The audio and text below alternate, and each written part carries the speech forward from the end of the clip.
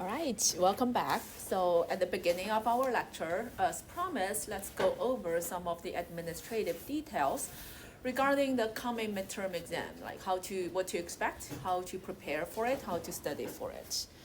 So this is the announcement I posted on our Brewing, so you can also check it on your phone or our Canvas site.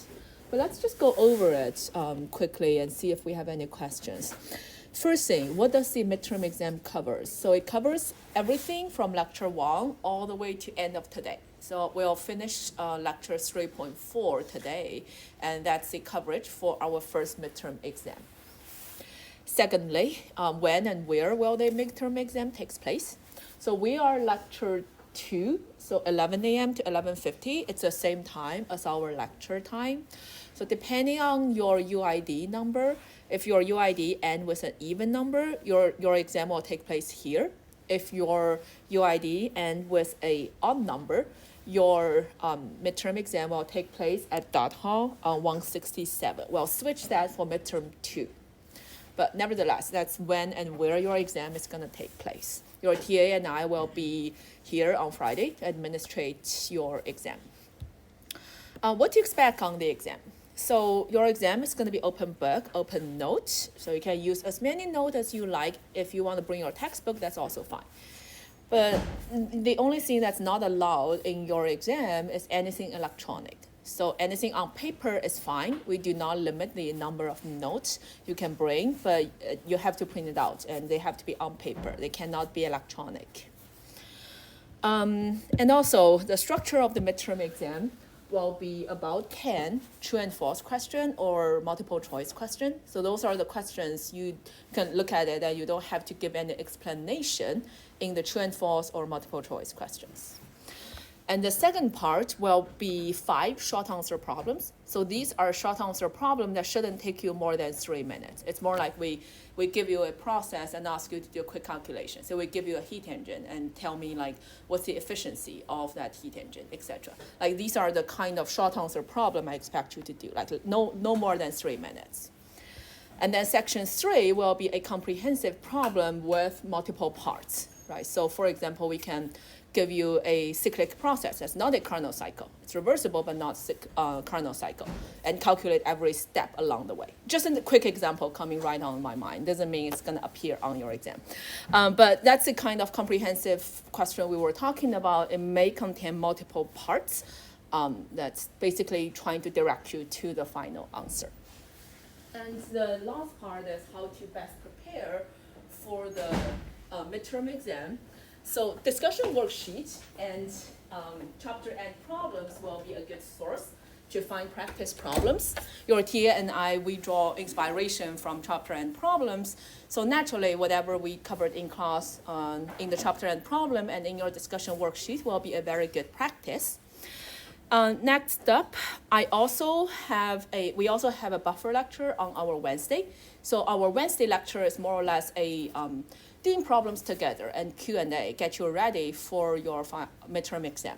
So I posted a quick survey worth like 1 extra credit on our BrainLearn site.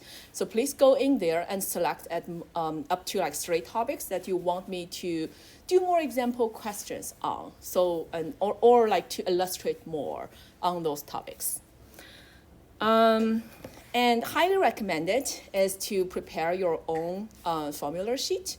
So that's the one I keep talking about. Is even if we're open book, open note, it's very hard to find the correct equation to use during the exam. So the least thing you want to do as you're trying to learn a concept during the open book exam, you won't have enough time for it. So make sure you know what kind of equation to use and where to find them. That's going to be very helpful for your exam. Next up, the last comment here is we offer partial credits. So it's more important you tell us, like you know how to set up the equation, then you actually plug in number and get the numeric answer. So let's say you've set up your equation worth like 70% of your time, plug in number and get the calculation right is like 30% of your time. So use your time wisely. And as a final administrative note, so as we stated in our course syllabus, there won't be any discussion worksheet this week because we're having midterm exam, and effectively this week only have like this one lecture, right? But your TA will still be with you tomorrow and on Thursday for your tutorial session or discussion session for like work on problems together or like Q&A to get you prepared for the midterm exam. I'll also host my office hour tomorrow at our normal time between 1 to 3, so feel free to stop by if you have questions. I have also posted my previous midterm exam from the 2023 fall quarter, but I have to admit that exam is way longer than I want it to be, so use it carefully. It's a nice practice, but your exam wouldn't be as long as my last midterm exam. Any questions? Yes? Could you roughly give us an estimate as to how long we would expect this midterm exam to be? 50 minutes? What? In terms of content, I mean, I hope you can finish it within 15. Like, if you'll see in my previous midterm exam, I have like much longer questions, right? I have 2 comprehensive questions in my previous exam, and now I cut like 1 comprehensive question off from my previous exam. It's a learning curve for me as well. This is my 2nd time teaching the course, so I learned from my last time teaching it. Like, I know I made it too long by having like 2 comprehensive questions, but it's really hard for me to estimate like how long you're gonna take, right? Because but nevertheless, any other questions? Okay, if not, we're ready to get started with our last material lecture that we will be covered in our midterm exam. So before we jump into this part where we left over, let's just do a quick review in what we know about entropy in chapter 3 so far. Right, so at the beginning, we introduced our 2nd law of thermodynamics. And then using the 2nd law of thermodynamics, we introduce the concept of Carnot principle, saying a reversible cycle is the most efficient one. And then from the Carnot cycle, we find out there exists a state function, dq over t, which cyclic integral go to 0. And then last lecture, we spent some time to generalize our conclusion with the Carnot cycle. Now our conclusion is for any reversible processes, we can define a state function, entropy, which is a big S. Now the change of entropy, or the differential of entropy ds, is defined by dq reversible over T, or the differential of reversible heat transfer over temperature. Now we also find out that our entropy is an extensive state function.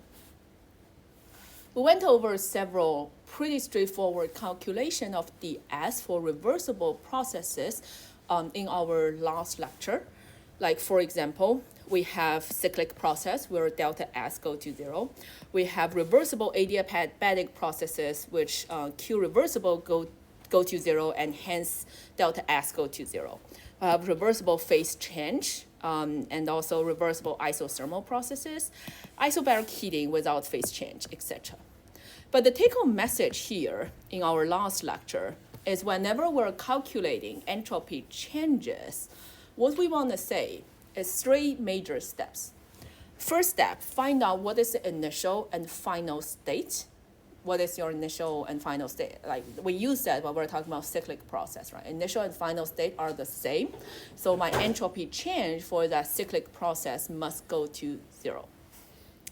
Next one, we're talking about building a reversible path between 1 and 2 if the question is asking for an irreversible process.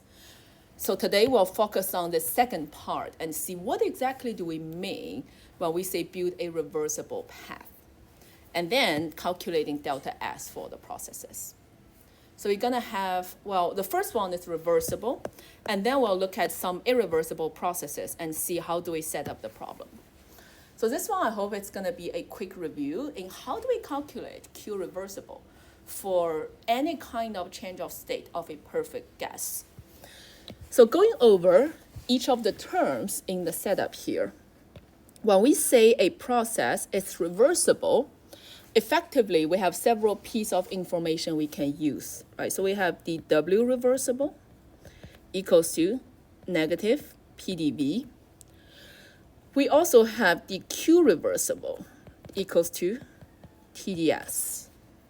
All right, so these are just true for any reversible processes. And then we have change of state. So note the difference between change of state and change of phase or phase transfer. So when we refer to change of state, we're referring to change of thermodynamic state.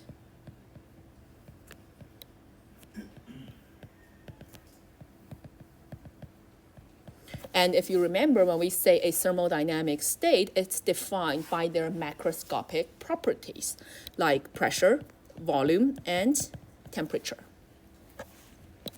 And at the end, we have our perfect gas. So that tells us we have PV equals to nRT. We have du equals to CV dt, or dH equals to Cp dt.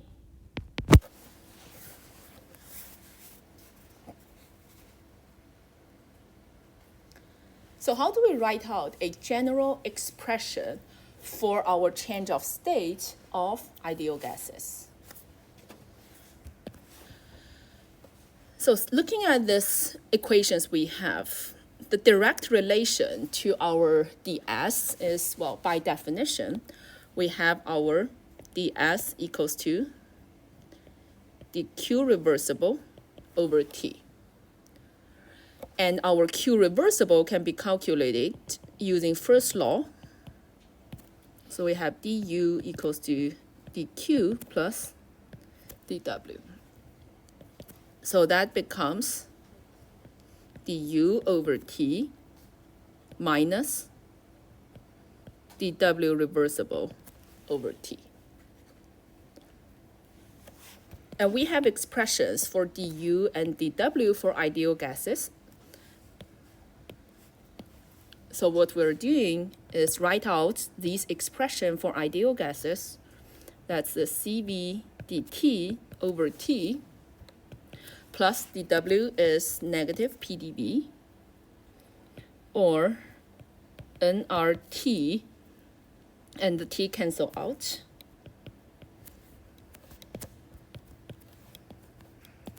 dV.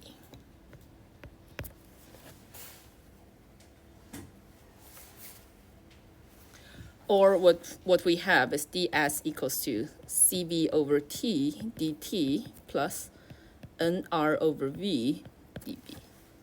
And taking the integration on both ends, we got an expression of delta S.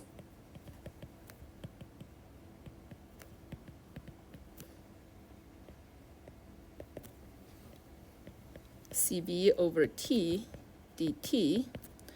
N and R are both constant, so we can just take that out.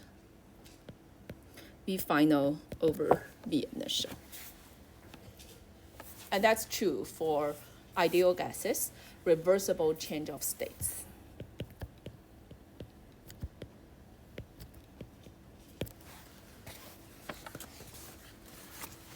Right.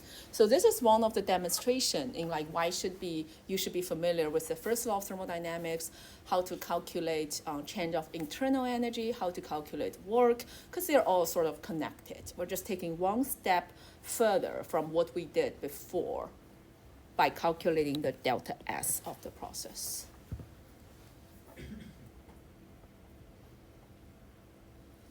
All right. Yes. Professor, for the first integral, you're assuming that CV is not constant in this case. Is that why you can't integrate? Yes. Typically, we'll give you whether CV is a constant or what kind of function it is. All right, next up. What about irreversible change of state? So let's just look at a general situation of irreversible change of state, and then we'll see an application of how to calculate irreversible change of state in Joule's experiment. So in this case, imagine we have initial to be P1, V1, and T1, some random initial state. And since we're looking at perfect gas, one of the things we can assume is, well, let's just focusing on volume and temperature because PV equals nRT, so pressure is naturally dependent on volume and temperature. So let's just focus on volume and temperature for now. So imagine we're changing it irreversibly to V2 and T2, some random change of state. So now we want to think about how can we build a reversible pathway for this random irreversible change of state whose delta S is given in blue. So the first thing we can think about is what if we keep temperatures constant?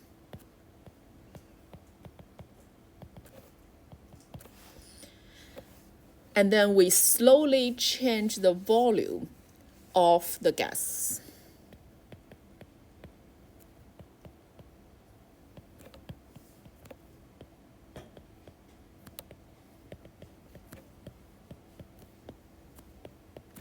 Or the other way to put it is we have a hypothetical reversible isothermal expansion or compression of the gas of interest to get it to V2 and T1.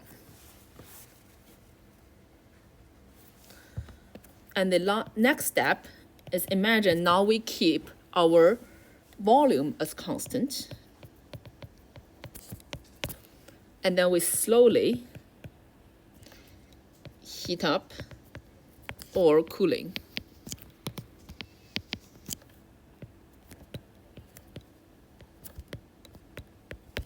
Right, so instead of having the irreversible path, now we have two reversible passes that we can calculate their delta S. Right, so in previous cases, we know how to calculate delta S for isothermal reversible processes. And here for isothermal for isochoric heating and cooling, we also have a main to calculate the heat transfer using the heat capacities. So taking it together, my delta S will equal to my delta S of process A plus my delta S of my process B. So again, the take-home message here is since my entropy is a state function, it doesn't matter how we get to that final state, as long as we can build a reversible path. But when we're calculating heat, we must calculate the heat transfer along a reversible path. With me so far? So let's look at an example and see what does that mean. So this is an example question we want to do. I'm gonna do it on the board, but we can read on it together. It says let N more of a perfect gas undergo an adiabatic free expansion into vacuum. So that's a draw experiment. Can you express delta S in terms of the initial and final temperatures and volumes?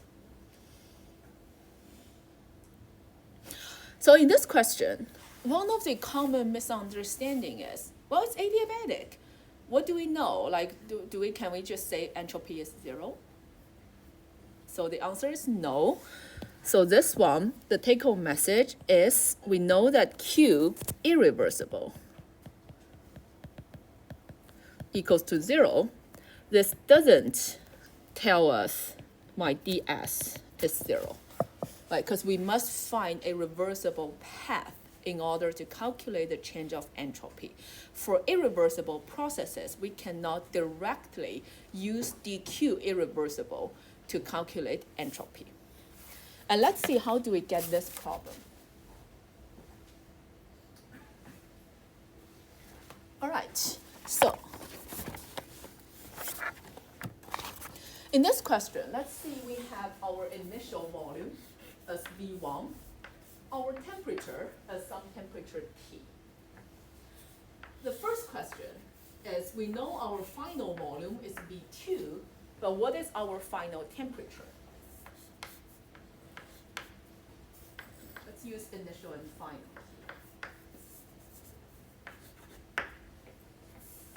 So in this question, we have some special cases or special setup that tells us what is our T final. So we have adiabatic. And then for the entire process, it is expansion into vacuum. So adiabatic tells us our Q equals to 0. Expansion into vacuum tells us our work equals to 0. So that's the Joule experiment setup. All right, note it is irreversible, so we're just thinking about the overall adiabatic process. This is the irreversible Q for the entire process. So that taken together, we have our delta U equals to 0.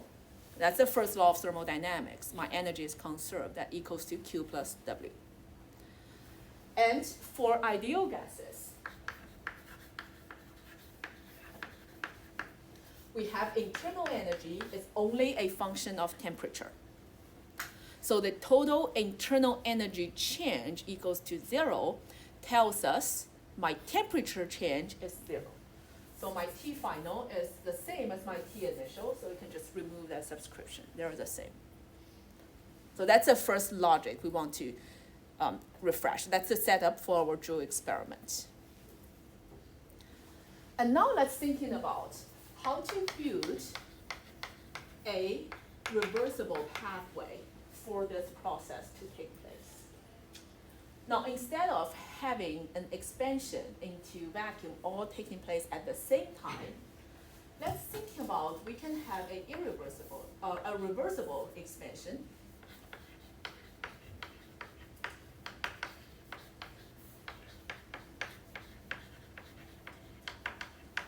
So let's say our process A is a reversible expansion.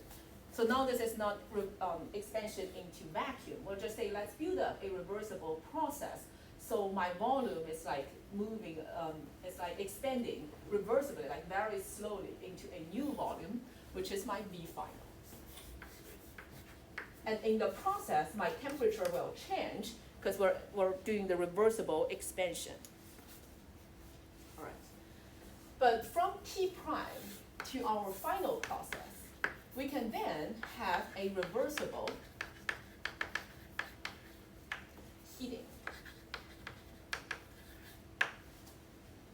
at constant V. So my temperature is going to raise up to my original temperature. All right. So for my process A, now we have our reversible process.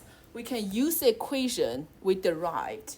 So that is my delta S equals to the integral of my T part, so my T initial to T prime, CB over T dt plus NR ln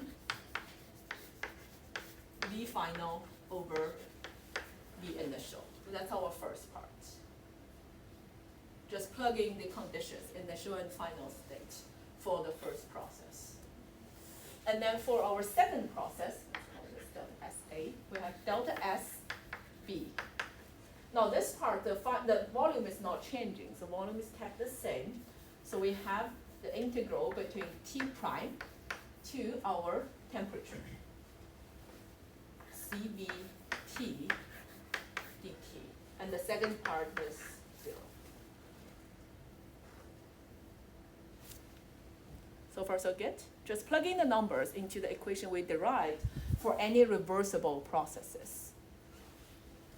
And then our entire delta S equals to delta SA plus delta SB. Now thinking about this process, we have this one that's pretty straightforward, and our V final over V initial. And what we have T to T prime, CVT dt, so this comes in here, plus T prime to T, CVT dt, that comes from here. Right, so these two effectively becomes a cyclic integral for my CVT dt, because and then t goes to t prime, and then from t prime we go back to t again. All right. And this one will end up to be 0, because my initial and final temperature is the same. Now, what is our final result here? So what we find out is for this adiabatic expansion of gas into vacuum, our delta S is not 0, because we can build reversible pathways to calculate entropy change. And that's what we find out.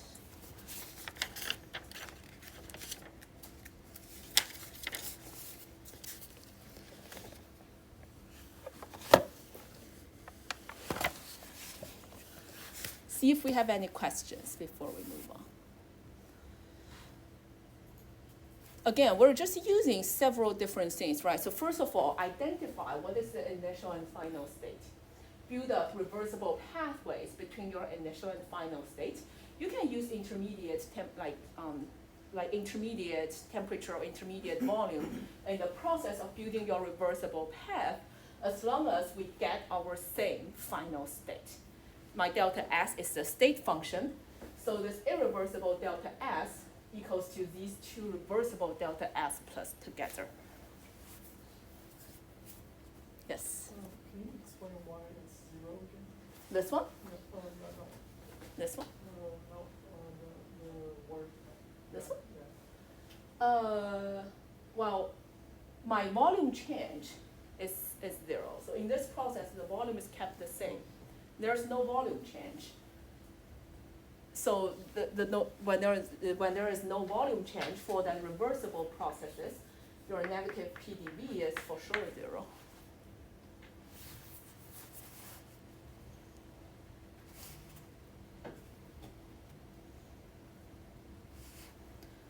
Okay, so that's one of the example of saying like, hey, we have irreversible pathways, and we're building reversible path and calculating the change of entropy along that reversible path. So we have the delta S for an irreversible processes. And now let's move on to our other parts. Now again, instead of having reversible phase change that we know how to calculate, what about we have irreversible phase change? So again, the key here is to find reversible path for that irreversible processes. So let's look at this problem together. Again, what it asks us is to find delta S for the conversion of 10 grams of supercooled water at negative 10 degrees Celsius and 1 atm. And this supercooled water will be transferred into ice at negative 10 degrees Celsius and 1 atm. So this process is, of course, or quite obvious, a irreversible processes, right? Once we freeze that negative 10 degree water into ice, we can't go back to liquid water.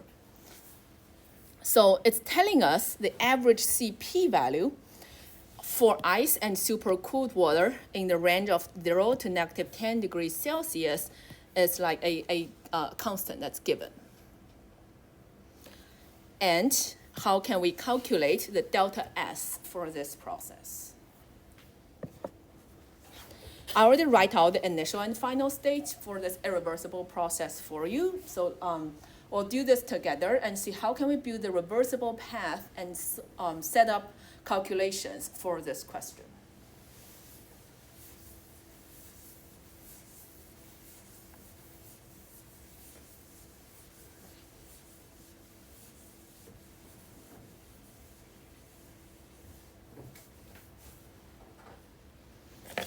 All right. Again, the first step is always identify my initial state and final state. So in this case, since we have phase transfer, we need to specify what is the phase at each state. So at initial state, we are at liquid, and my temperature initial equals to negative 10 degrees Celsius or 263 Kelvin. And we undergo a irreversible phase change.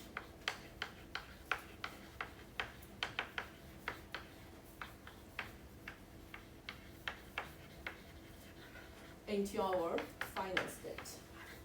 So this is my solid.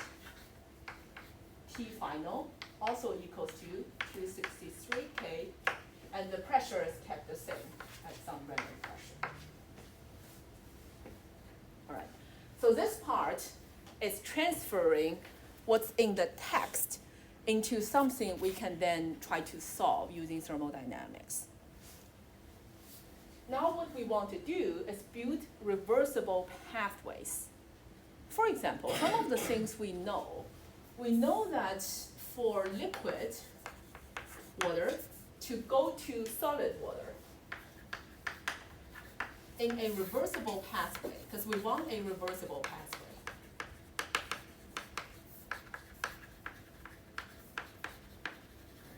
So we want a reversible phase change. And that reversible phase change can only happen at melting point of water. Right, so this we know my T must equal to 0 degrees Celsius or 273 Kelvin.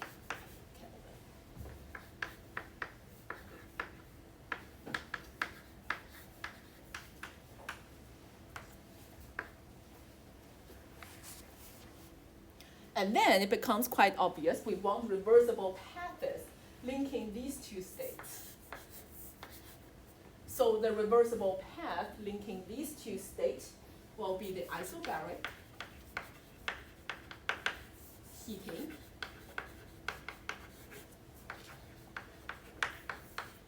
and an isobaric cooling.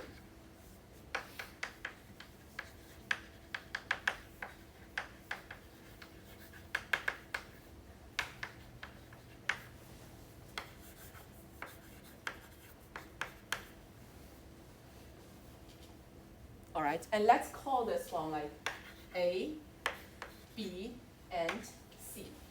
So now we have means to set up our calculation for delta SA, the reversible phase change, delta SB, and delta SC. Because the question is giving us several things, right? It's giving us the average CP, so the specific heat capacity, we can treat it as a constant. It gave us a numeric number for ice and supercooled water. So we have the CP for these processes, the specific heat capacity, as a constant. And for this process, we have our heat of fusion, and we can use our delta H of fusion to calculate the delta S for the second process B.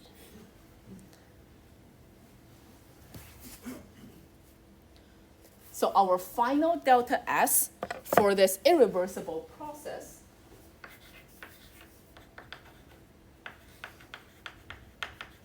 thus equals to my delta SA plus delta SB plus delta SC. Right, and if we want to write out this expression, so this delta SA at isobaric basically tells us our delta H for this isobaric heating, and that equals to CP delta T. And we can use this because the question is giving us my CP as a number. And the same applies to my delta SC equals to CP delta T. My delta SB will be given as delta H over, oh, sorry, I think I got this wrong. It's delta H over T integrated. So this one is the delta H, this one is, well, integration of my Cp dt over temperature. So this will be my Cp ln T final over T initial. Same here.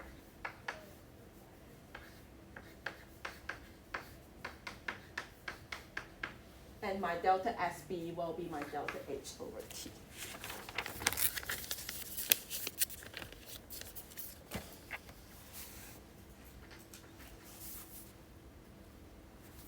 Okay, any questions?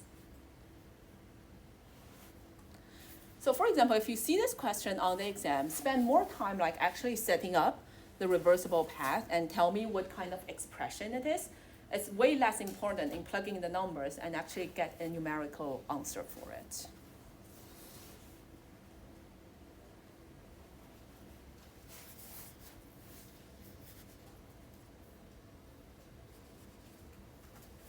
Any questions before we move on?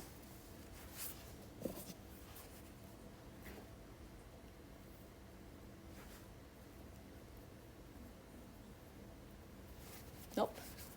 Okay. Our last topic of today is mixing.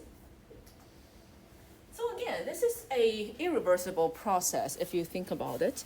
We're talking about mixing of different inert perfect gas at constant pressure and temperature. So here we're saying they're inert. So perfect gas means these gas molecules don't interact with each other. Inert tells you they do not react with each other neither. So in this process, on the left-hand side, imagine we have a chamber filled with n number of gas molecules, Na, and the pressure and temperature kept constant.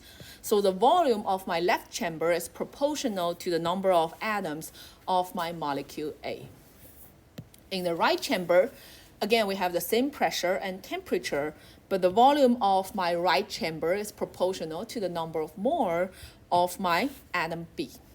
Right, so we're talking about a mixing of my atom A and atom B, so that mixing is obviously a irreversible process. So how do we calculate the delta S for this irreversible mixing? So a few things. The first thing we can think about, again, we're talking about a irreversible mixing, right? So what we want is to build a hypothetical path so we can have reversible mixing of these gas molecules. So what's the logic behind it? We can think about this as having first a reversible expansion of my molecule A and B. So note that your Na and Va, Nb and Vb, and our final volume V is Va plus Vb, right? So we're reversibly expanding my gas in the left chamber and in the right chamber into the final volume. So the V initial equals to Va or Vb, and at the same time, we have our final volume equals to Va plus Vb.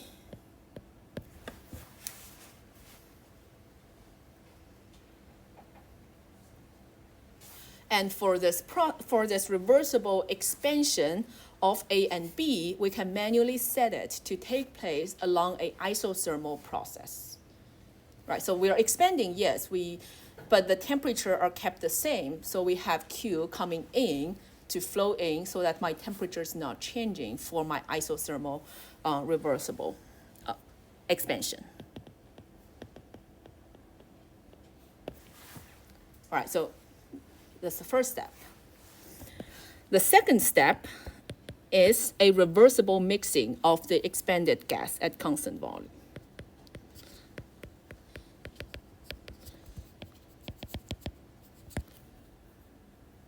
Or reversible mixing, not at constant volume, still at same temperature.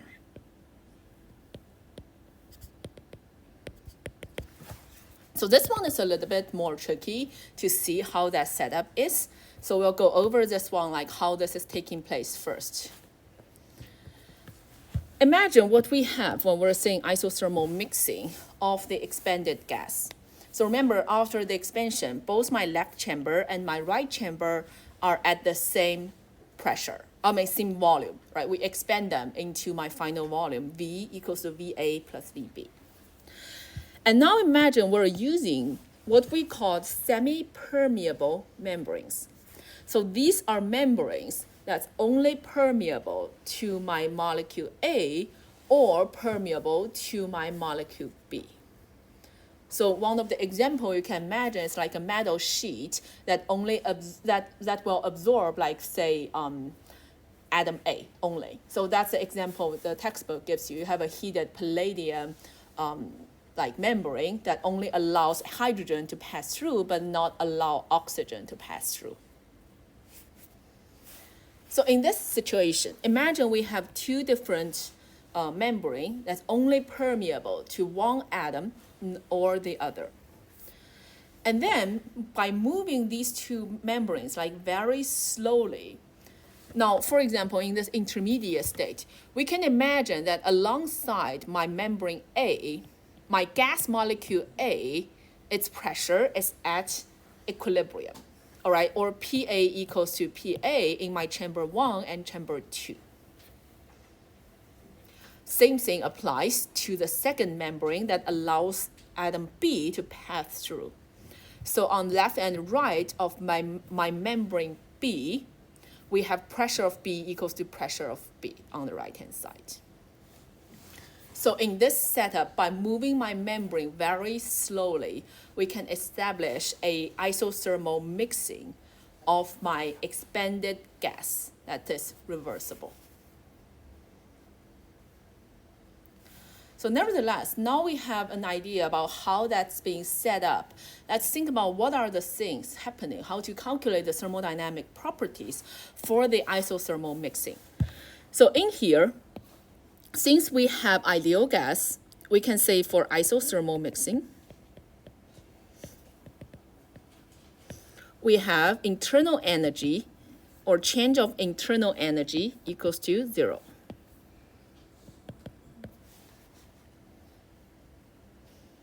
All right, and the second piece of information we want to use is work. So in here, let's go back to the original definition, which is work equals to negative force x.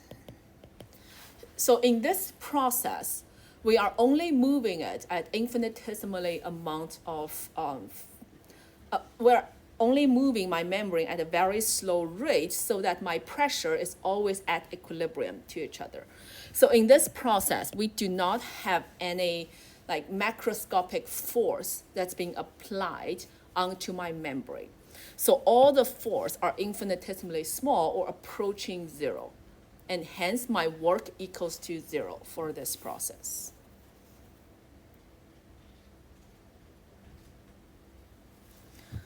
And obviously we have our Q reversible equals to 0 and my delta S for this process B equal to 0.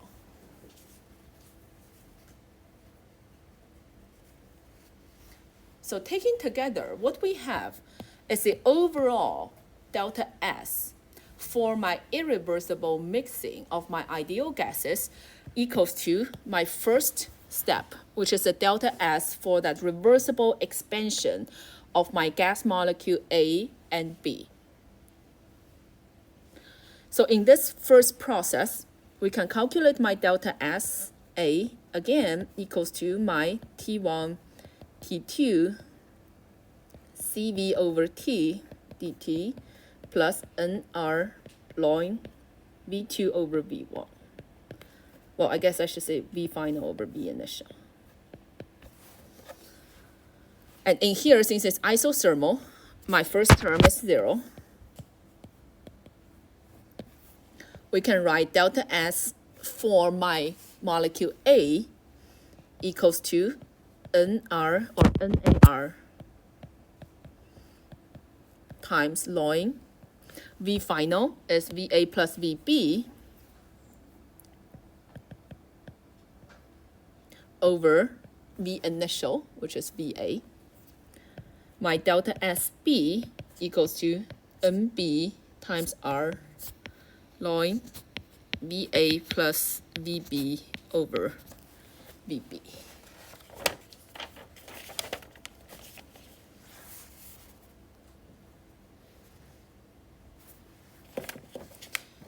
We can further simplify our relationship to say like the total delta S equals to delta SA plus delta SB equals to, well, again, NAR times ln VA plus VB over VA plus NBR ln VA plus VB over V.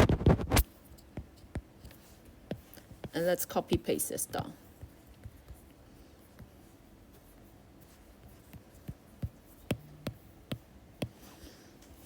And now we want to simplify this relationship using the ideal gas law and also using our definition of mole fraction.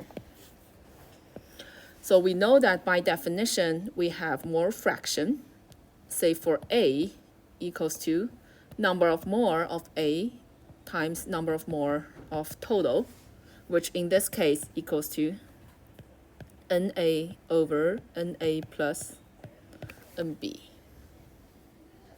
Using the ideal gas law, we see the total volume equals to VA plus VB equals to RT over P times NA plus NB. So what we can end up writing is my total volume V equals to VA equals to NA plus NB over NA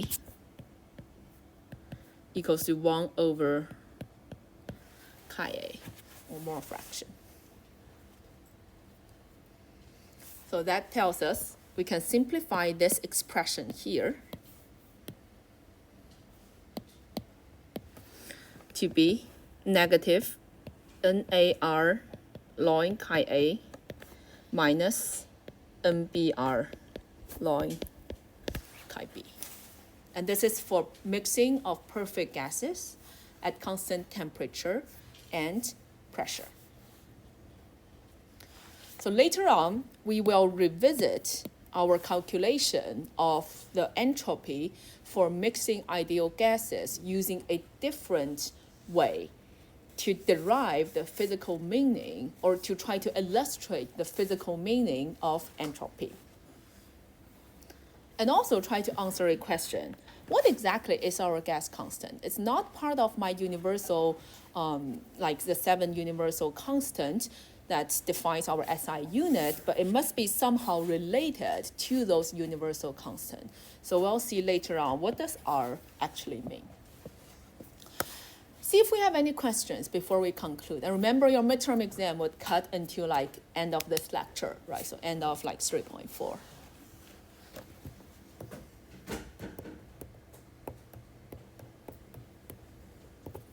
No.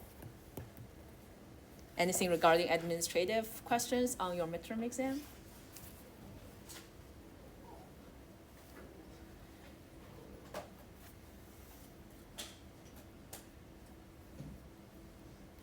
Okay, well, I guess that's all from me. We are like 3 minutes ahead. I have office hour tomorrow between like 1 to 3, so stop by if you like. Your TA will be with you Tuesday and Thursday as well. I'll see you tomorrow or on Wednesday.